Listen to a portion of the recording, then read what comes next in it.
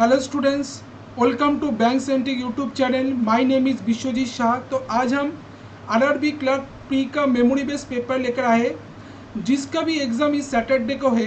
तो ये वाला सेशन आप सबके लिए बेनिफिट होगा, क्योंकि इस बार किस टाइप का क्वेश्चन पूछा गया है आरआरबी क्लर्क प्री में और किस टाइप से आपको प्रिपरेशन करना ज़रूरी है। तो आज इस सेशन में हम वही डिस्कस करेंगे। तो आज का सेशन जो होगा वो मेमोरी बेस्ड पेपर के ऊपर होगा, आरआरबी क्लर्क प्री के। तो आज हम सेट 1 लेकर आए, कल सेट 1 अपलोड होगा, सेट 2 अपलोड होगा। तो हम दोनों सेट में इसको डिवाइड किए। आज हम मोस्ट प्रोबेबली एरिथमेटिक और डीआई वाले सेक्शन को डिस्कस करेंगे। तो किस टाइप का क्वेश्चन इस बार पूछा गया है, तो क्वेश्चन को देखते। तो इस बार जो टाइप का क्वेश्चन हम पूछा गया है, तो उसका फर्स्ट जो क्वेश्चन है इधर, इसमें बोला गया present age of a man is 4 times more than that of then his सन।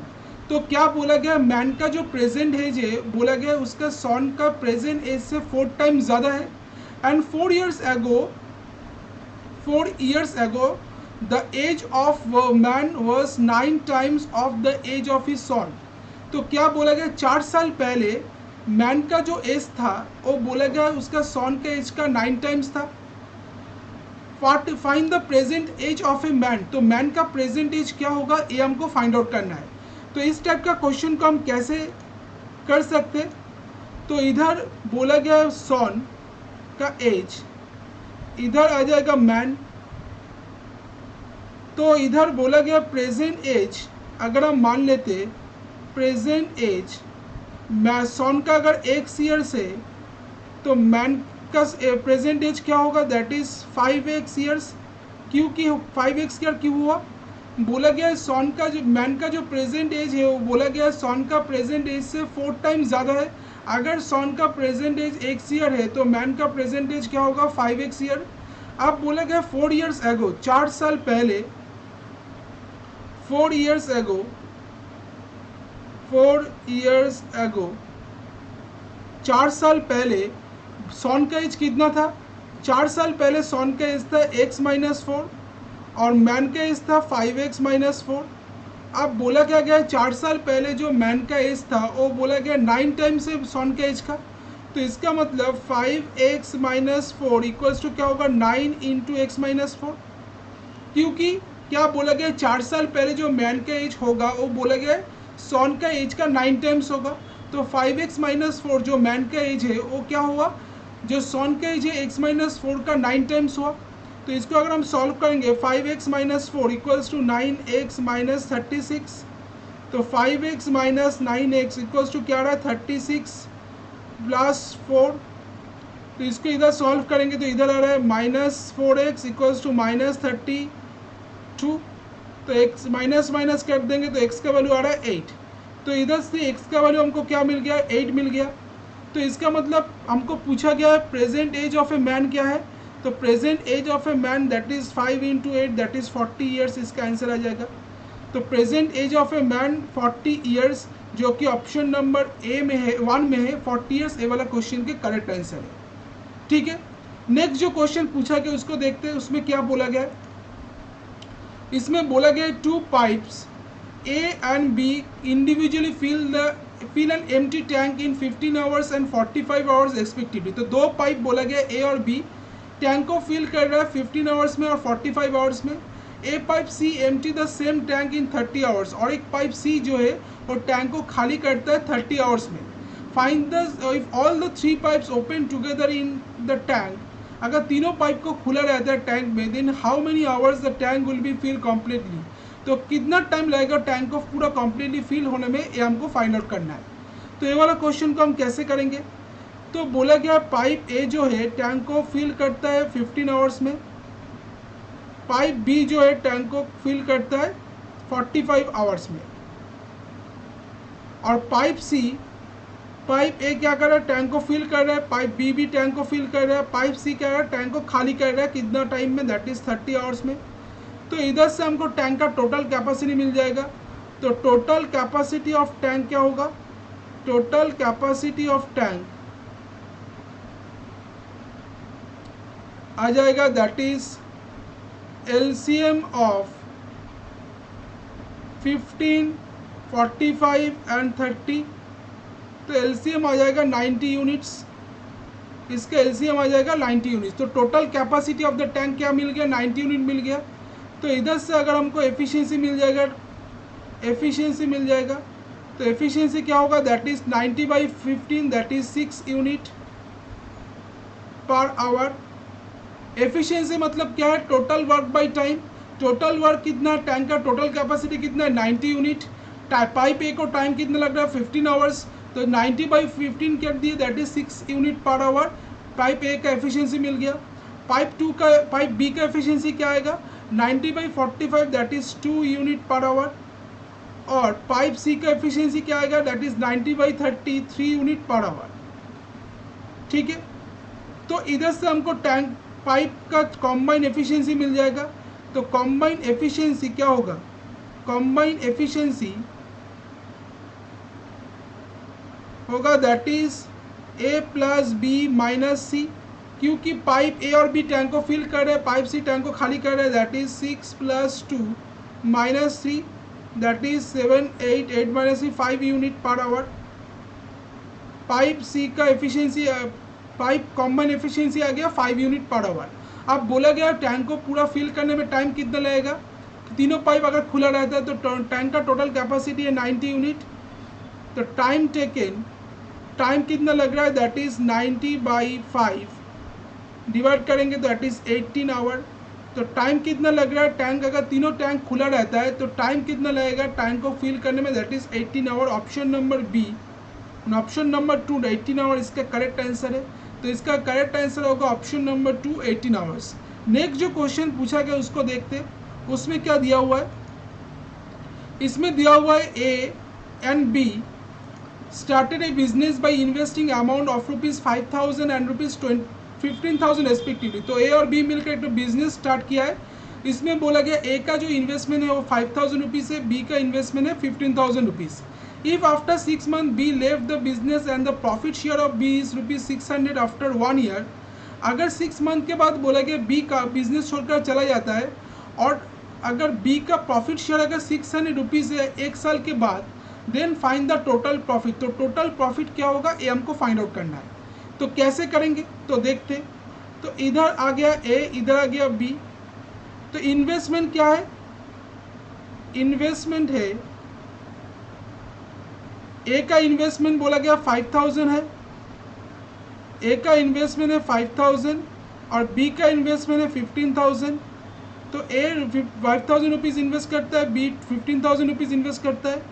अगर इसके बाद बोला गया 6 मंथ के बाद बी छोड़कर चला गया तो इसका मतलब इंटू 6 करेंगे। तो बी बोला गया after 6 month B left the business, तो बी का टोटल बी कितना मंथ तक इन्वेस्ट किया, 6 मंथ तक, और ए कितना मंथ तक इन्वेस्ट किया होगा, दैट इज 12, क्योंकि टोटल इन्वेस्टमेंट पीरियड क्या है, दैट इज 1 साल है।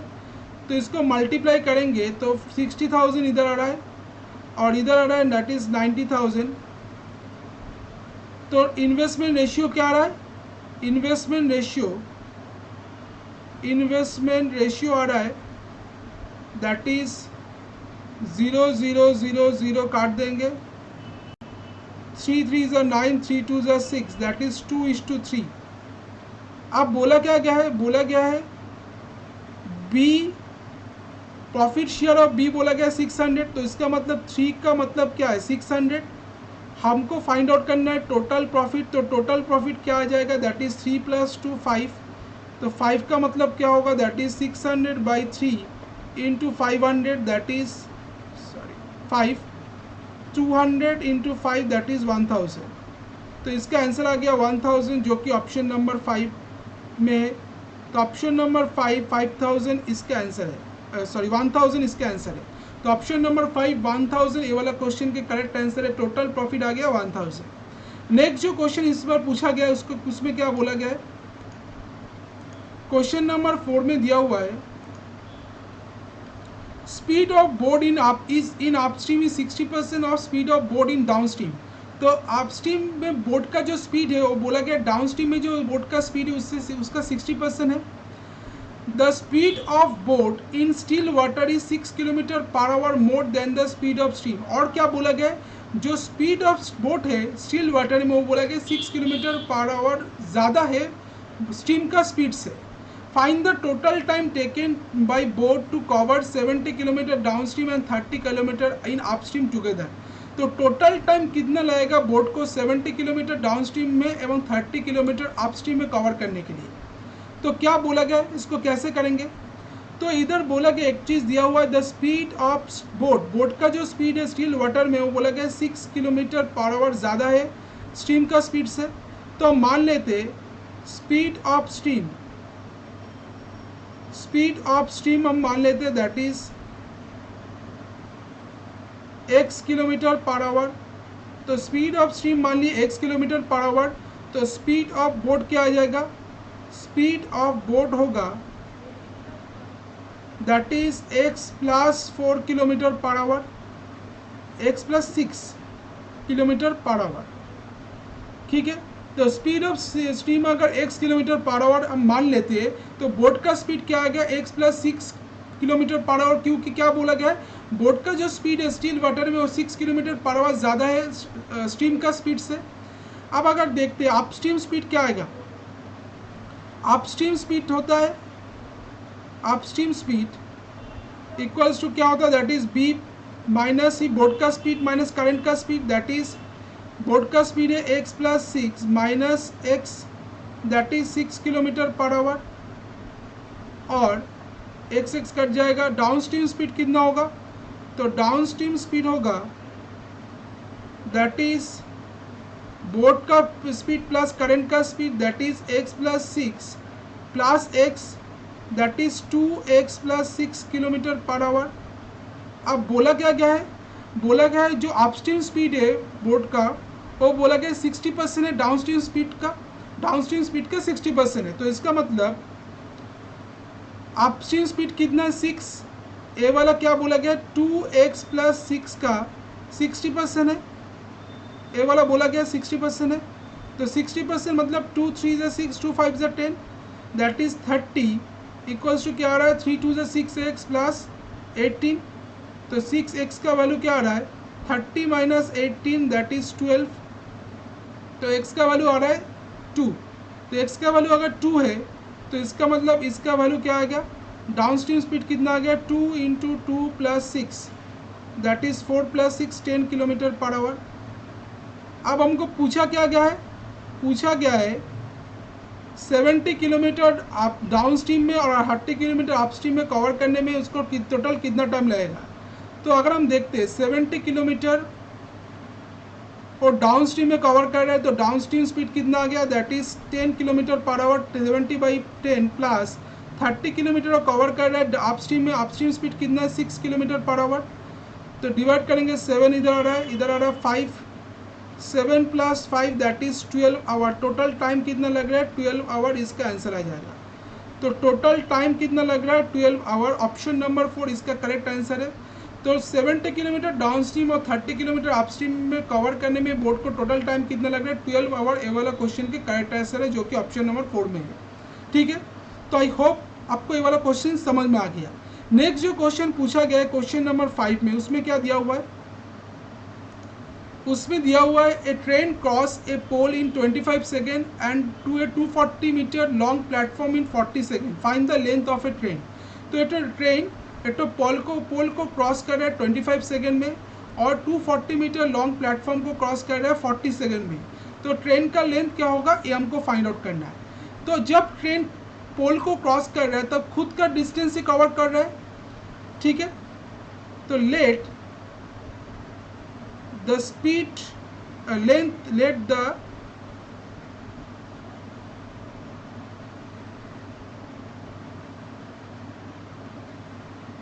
Length of train, let the length of train उसको हम मान लेते हैं that is x metre.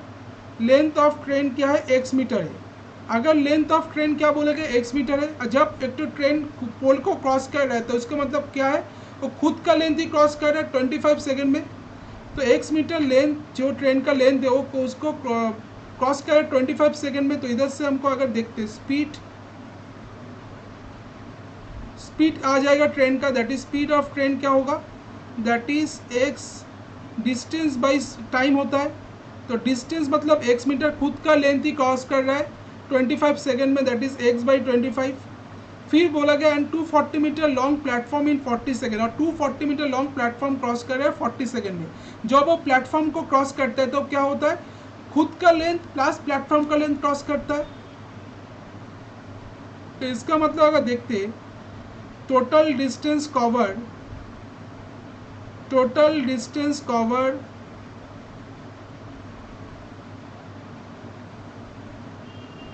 That is, जब वो 240 मीटर लॉन्ग प्लेटफॉर्म को क्रॉस कर रहा है दैट इज एक्स प्लस 240।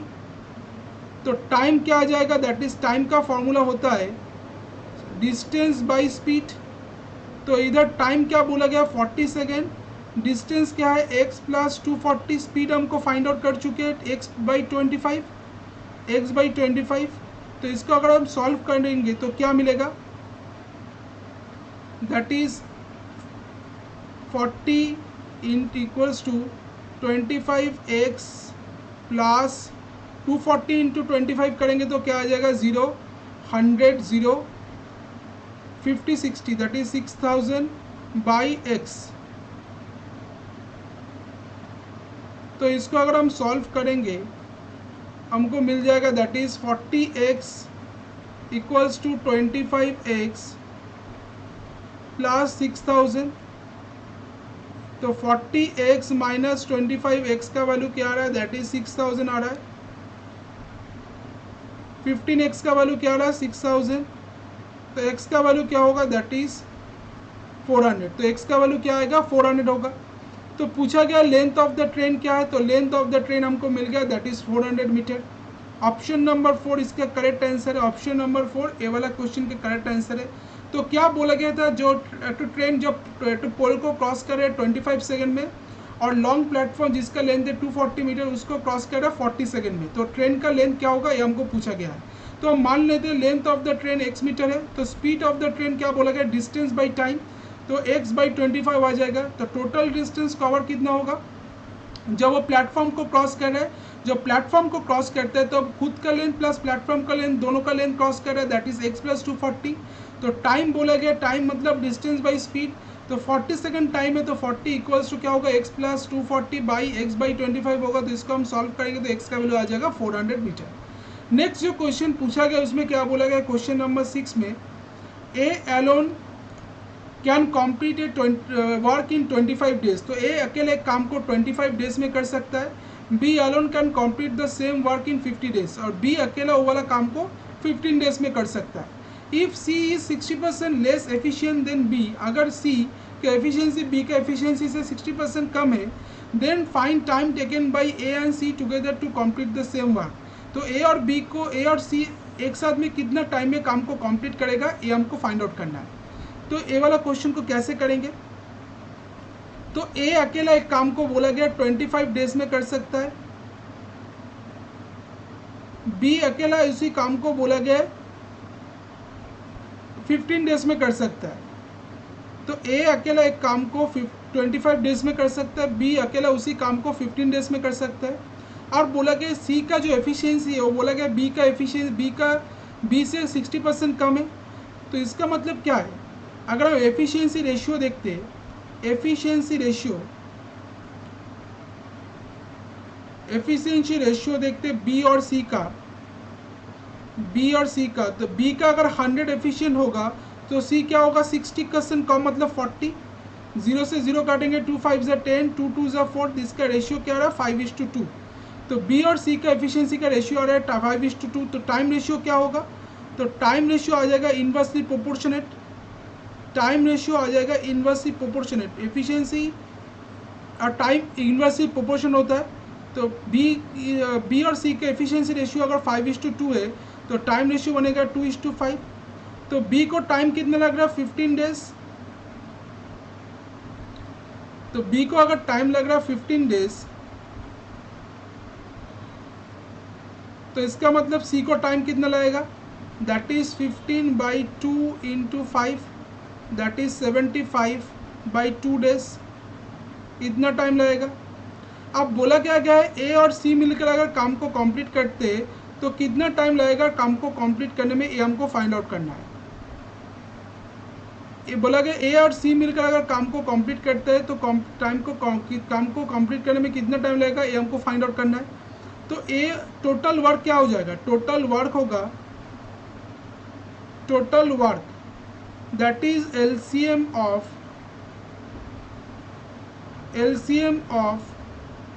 ए और सी का अगर देखते हैं 25 and 75, दैट इज 75 यूनिट। तो टोटल वर्क हम लिए 75 यूनिट, 25 और 75 का एलसीएम क्या होता है 75 यूनिट, ठीक है। तो एफिशिएंसी क्या आ जाएगा, एफिशिएंसी होगा ए का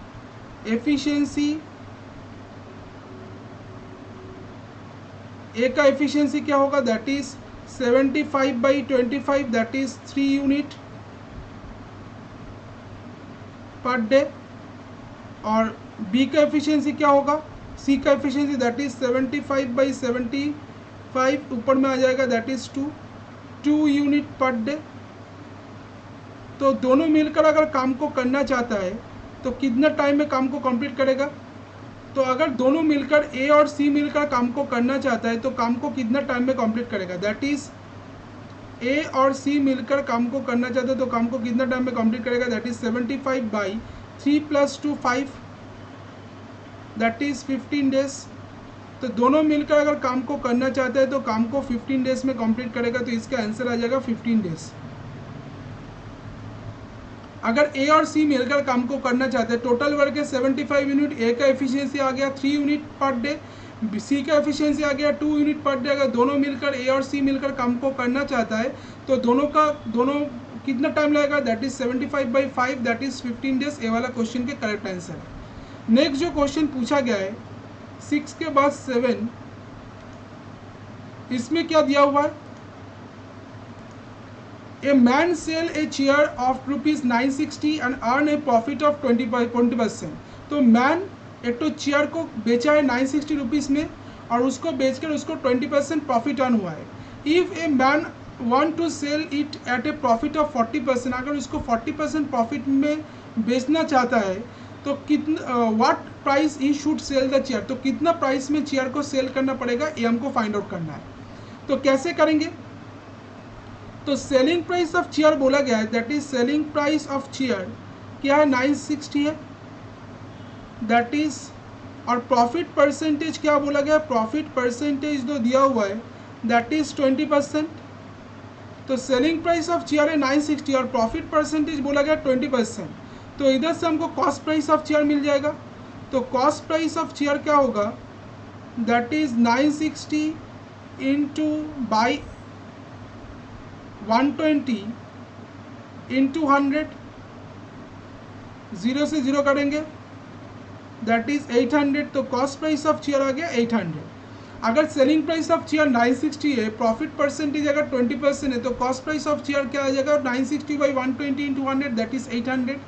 अब बोला क्या गया है, अगर मैन उसको 40% वाला चेयर को 40% प्रॉफिट में बेचना चाहता है तो उसको कितना कौन सा प्राइस में बेचना पड़ेगा, ये हमको फाइंड आउट करना है। तो if profit percentage equals to, if profit percentage equals to 40%, then selling price क्या होगा, then selling price of chair that is होगा 800 इंटू 140/100, दैट इज 0 से 0 काटेंगे, 8 0 से 0, 1120 इसका आंसर आ रहा है। तो इसका आंसर क्या होगा 1120, जो कि ऑप्शन नंबर 1 में है। तो ऑप्शन नंबर 1 1120 इसका करेक्ट आंसर होगा। तो ऑप्शन नंबर 7 का करेक्ट आंसर क्या है 1120। नेक्स्ट इसके बाद कौन सा क्वेश्चन पूछा गया उसको देखते। क्वेश्चन नंबर 8 में बोला गया है A borrowed ₹5p from B at 20% per annum on compound interest. तो ए ₹p को उधार लिया है बी से 20% पर एनम कंपाउंड इंटरेस्ट में। फिर बोला गया if A pay total amount of ₹34,560 to B, अगर A 34,560 rupees total amount B को पे करता है for settle his debt after 3 years, 3 साल के बाद। Find the value of P, तो पी का वैल्यू क्या होगा ये हमको फाइंड आउट करना है। तो कैसे करेंगे तो देखते। तो कंपाउंड इंटरेस्ट में अमाउंट का फॉर्मूला क्या होता है, that is principal into 1 plus R by 100 whole to the power T होता है। तो इधर प्रिंसिपल कितना है, पी है 1 प्लस रेट ऑफ इंटरेस्ट कितना है 20 बाई 100, टाइम कितना है इधर 3 साल, इक्वल्स टू क्या आ जाएगा 34,560 होगा। तो इसका मतलब 2 0 0 2 1 2 2 5 10, that is P 6/5 into 6/5 into 6/5 equals to क्या आ रहा है, दैट इज 34,560 आ रहा है। 6 से डिवाइड करेंगे इसको, 6 5 से 30, 6 0, फिर 6 से करेंगे 6 9 से 54, फिर करेंगे 6 से 160। तो P का वैल्यू क्या रहा है 5 into 5 into 5, that is 125 into 160। तो ये वाला आ जाएगा 5 16 से 80, 32 प्लस 8 44, 16 1 से 16 प्लस 2 2000, 20,000 इसका आंसर आ रहा है। तो ऑप्शन नंबर 3 इसका आंसर आ जाएगा 20,000। तो पूछा गया था, बोला गया था ए पी रुपीज़ उधार लिया रहा है बी से 20% कंपाउंड इंटरेस्ट में, 3 साल के बाद उसको 34,560 रुपीज़ पे कर रहा है। तो पी का वैल्यू क्या होगा ये हमको फाइंड आउट करना था। तो हम कंपाउंड इंटरेस्ट में अमाउंट का फॉर्मूला क्या होता है, that is A equals to P into 1 plus R by 100 whole to the power T. तो इधर आ जाएगा p इंटू 20% बोला गया है, 1 plus 20/100 whole to the power 3 equals to क्या आ जाएगा 34,560। तो इधर से p का वैल्यू आ गया 20,000, इसका आंसर आ जाएगा 3, ऑप्शन नंबर 3 20,000 इसका करेक्ट आंसर है। नेक्स्ट जो क्वेश्चन है इसके बाद क्या बोला गया देखते। The area of the rectangle is equal to the area of a square whose diagonal is 4√6 centimetre. तो क्या बोला गया, area of the rectangle, rectangle का जो एरिया है वो स्क्वायर का एरिया के इक्वल है, और स्क्वायर का डायगोनल बोला गया 4√6 सेंटीमीटर। स्क्वायर का डायगोनल बोला गया है 4√6 centimetre. If the ratio of the length and width of a rectangle is 4:3, अगर लेंथ और ब्रेथ का रेशियो रेक्टेंगल का 4:3 है, find the perimeter of the rectangle. तो पेरीमीटर ऑफ द रेक्टेंगल क्या होगा ये हमको फाइंड आउट करना है। तो डायगोनल बोला गया है, डायगोनल बोला गया है दैट इज स्क्वायर का 4√6। तो एरिया साइड क्या होगा, तो डायगोनल का अगर डायगोनल अगर है 4√6 सेंटीमीटर, तो इसका मतलब डायगोनल का फॉर्मूला क्या होता है a√2, मतलब साइड √2 इक्वल्स टू 4√6। तो इधर से हमको साइड मिल जाएगा 4√6/√2, दैट इज 4√3। तो स्क्वायर का साइड मिल गया दैट इज 4√3 सेंटीमीटर। तो साइड एरिया क्या आ जाएगा, एरिया होता है दैट इज साइड का स्क्वायर मतलब ए का स्क्वायर, दैट इज 4√3 का होल स्क्वायर। तो इधर आ जाएगा 4 4 16, 16 3 48 सेंटीमीटर स्क्वायर। तो बोला गया है रेक्टेंगल का जो एरिया है वो स्क्वायर का एरिया का इक्वल है। तो इसका मतलब रेक्टेंगल का एरिया क्या है 40, स्क्वायर का एरिया 48 सेंटीमीटर स्क्वायर, तो रेक्टेंगल का एरिया भी क्या होगा 48 सेंटीमीटर स्क्वायर होगा। अब इसका लेंथ और ब्रेथ का रेशियो बोला गया 4:3। तो हम मान लेते हैं लेंथ ऑफ रेक्टेंगल को हम मान लेते हैं दैट इज 4x, और ब्रेथ ऑफ रेक्टेंगल को हम मान लेते हैं दैट इज 3x। तो एरिया का क्या हो जाएगा, एरिया ऑफ रेक्टेंगल होता है, एरिया ऑफ रेक्टेंगल क्या होता है that is length into breadth, that is 4x into 3x 12x square, 12x square. तो 12x स्क्वायर का वैल्यू क्या है दैट इज 48 के इक्वल है। तो 12 से 48 को काटेंगे 4x स्क्वायर का वैल्यू 4x का वैल्यू क्या आ जाएगा 2। तो इधर से हमको क्या मिल गया, रेक्टेंगल मिल गया that is 4 into 2 that is 8, length मिल गया रेक्टेंगल का 4 इंटू 2 8 सेंटीमीटर, और ब्रेथ मिल गया 3 इंटू 2 दैट इज 6 सेंटीमीटर। अब हमको पूछा क्या गया है, पेरीमीटर पूछा गया है। पेरीमीटर ऑफ रेक्टेंगल का फॉर्मूला क्या होता है, पेरीमीटर ऑफ रेक्टेंगल होता है, perimeter of rectangle, perimeter of rectangle क्या होता है, that is 2 into length plus breadth. तो इधर 2 इंटू लेंथ कितना है, 8 प्लस 6 दैट इज 2 इंटू 14 28 सेंटीमीटर। तो इसका आंसर आ जाएगा 28 centimetre, option number C. Option number 3 28 centimetre इसका करेक्ट आंसर है। इसके बाद क्वेश्चन नंबर 10 में जो क्वेश्चन पूछा गया है उसमें क्या दिया हुआ है,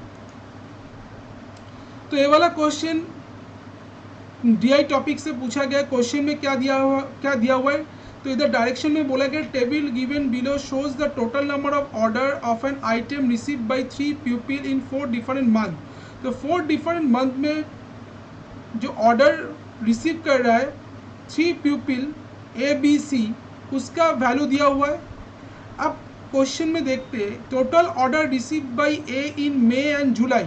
तो टोटल ऑर्डर जो ए रिसीव किया है मई और जुलाई में टुगेदर और what percent more than total order receive by C in May and June. तो वो कितना परसेंटेज ज़्यादा है जो सी ने जो ऑर्डर रिसीव किया है मई और जून में उससे, ये हमको फाइंड आउट करना है। तो इधर अगर देखते ए ने मई और जुलाई में कितना ऑर्डर रिसीव किया है, मई में किया है 68, जुलाई में किया है 96। तो टोटल ऑर्डर कितना रिसीव किया होगा ए ने, दैट इज 8 प्लस 6 क्या होता है 14 164। और बी ने बोला गया टोटल ऑर्डर रिसीव किया, सॉरी सी ने, तो सी ने जो ऑर्डर रिसीव किया है जून और मई और जून में, तो मई और जून में जो टोटल ऑर्डर रिसीव किया सी ने दैट इज 8 प्लस 2 10 1 15 16। अब बोला गया है टोटल ऑर्डर जो ए ने रिसीव किया है मई और जुलाई में वो कितना परसेंटेज ज़्यादा है जो टोटल ऑर्डर रिसीव किया है सी ने मई और जून में उससे। तो अगर देखते हैं 160 से कितना ज़्यादा है, 4 ज़्यादा है। तो 4 ऑर्डर ज़्यादा रिसीव किया है ए ने, 4 बाई 160 इंटू 100 कर देंगे, दैट इज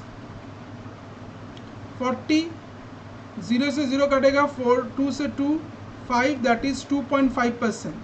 तो इसका आंसर क्या आ रहा है, ऑप्शन नंबर 1 2.5% इसका करेक्ट आंसर है। ठीक है, इसके बाद जो क्वेश्चन पूछा गया उसमें क्या दिया हुआ है, find the difference between average number of order receive by all 3 in June and total order receive by A in August.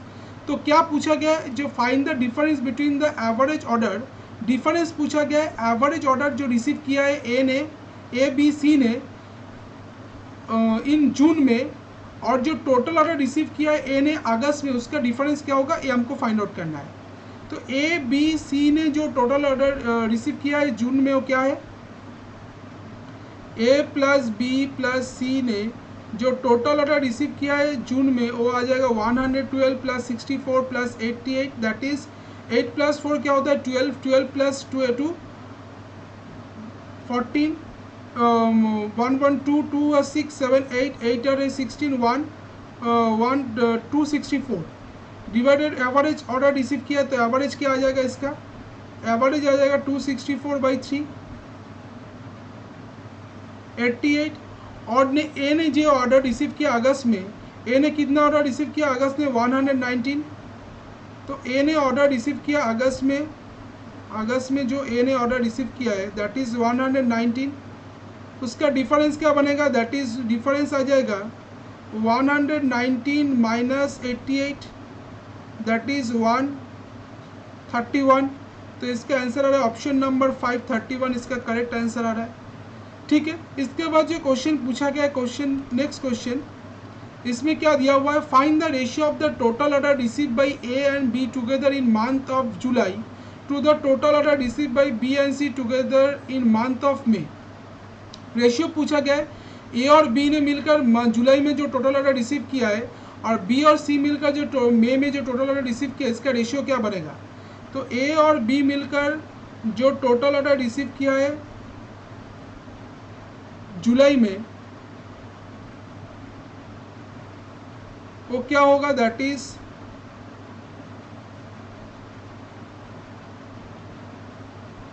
96 plus 80 that is 6 176, और बी और सी मिलकर जो टोटल ऑर्डर रिसीव किया है मे में वो क्या आ जाएगा, बी और सी मिलकर टोटल ऑर्डर जो रिसीव किया है मे में वो हो जाएगा that is 84 plus 72, that is 6 15 156। तो इसका रेशियो क्या बनेगा, 176 और 156 का रेशियो क्या आ रहा है, 2 से डिवाइड करेंगे, 8 2 16, 8 2 16, 2 से 7 2 14, 8 2 16, फिर 44, और इधर आ रहा है 2 3 से 6, 2 9 से 18, 44 39 इसका करेक्ट आंसर है ऑप्शन नंबर 3, 44:39 ये वाला क्वेश्चन का करेक्ट आंसर आ जाएगा। ठीक है, तो आई होप ये वाला क्वेश्चन आपको समझ में आ गया। नेक्स्ट जो क्वेश्चन पूछा गया है, if the month of September total order receive by A is 12 more than the total order receive by B and C together in August. अगर सितंबर में ए को जो टोटल ऑर्डर रिसीव कर रहा है वो बोला गया अगर 12 ज़्यादा है, किससे ज़्यादा है, बी और सी मिलकर जो टोटल ऑर्डर रिसीव कर रहा है अगस्त में उससे ज़्यादा है, 12 ज़्यादा है, and total order receive by C in July is what percent total order receive by A in August. तो सी ने जो टोटल ऑर्डर रिसीव किया है जुलाई में वो कितना परसेंटेज होगा जो ए ने जो टोटल ऑर्डर रिसीव किया है सितंबर में उससे। तो अगर हम देखते बी और सी मिलकर टोटल ऑर्डर जो रिसीव किया है अगस्त में वो क्या है, तो बी और सी मिलकर जो टोटल ऑर्डर रिसीव किया अगस्त में वो आ जाएगा that is 75 plus 63, that is 5 plus 3 8, 7 plus 3 138। ठीक है, उससे बोला गया 12 ज़्यादा ऑर्डर रिसीव किया है ए ने सितंबर में। तो ए में जो सितंबर में जो ऑर्डर रिसीव किया है वो बोला गया 138 प्लस 12 होगा, 12 ज़्यादा ऑर्डर रिसीव किया दैट इज 150। और जो सी ने जो ऑर्डर रिसीव किया जुलाई में, सी ने जुलाई में कितना ऑर्डर रिसीव किया 118, तो सी ने जुलाई में ऑर्डर रिसीव किया 118। तो बोला गया 118 जो है, जो सी ने जो जुलाई में ऑर्डर रिसीव किया है वो कितना परसेंटेज है सितंबर में जो ए ऑर्डर रिसीव किया उसका। तो मतलब 150 का कितना परसेंटेज है हमको फाइंड आउट करना है। 0 से 0 काटेंगे, 5 3 से 15, 5 2 से 10, दैट इज 8 2 से 16, 16 236/3 डिवाइड करेंगे तो क्या आ जाएगा, दैट इज 7 21 2 26 24 2 78 2/3% इसका करेक्ट आंसर है। तो 78 2/3% ऑप्शन नंबर 3 इसका करेक्ट आंसर आ जाएगा। ठीक है, तो इसका आंसर आ जाएगा 78 2/3%। तो आज के लिए इतना ही। आज का